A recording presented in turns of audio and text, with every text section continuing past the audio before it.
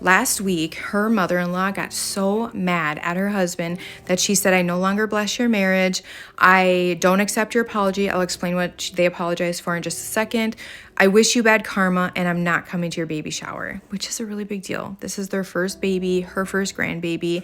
So their question to our community is, how are you supposed to have a positive relationship with somebody where they keep bringing up the past even after you've apologized? So what happened, I guess, over a year ago for their wedding, the mother-in-law had a group of gals that she wanted to be invited. They had never met this group, so they didn't include them. This hurt the mother-in-law so much that she didn't talk to them for a full month after the wedding.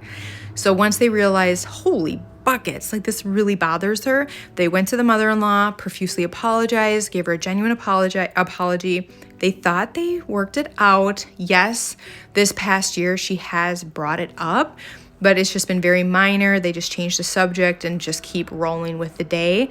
But then last week happened, and it was pretty wild because the husband was talking to her about something completely unrelated to the wedding, and then she brought up the wedding, rescinded her blessing, just did all that, and then said she wasn't going to attend the baby shower. So if this were happening to me and I wanted to set a boundary around a topic that I was no longer going to be discussing, I would decide, how am I going to mind that boundary?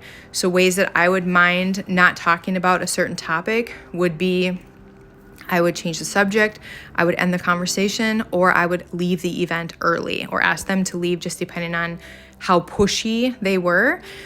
Then I would go and communicate the boundary, and I would also communicate how I'm going to enforce the limit. So I would say, again, we are so sorry that we didn't know how important this was and we didn't include your friends.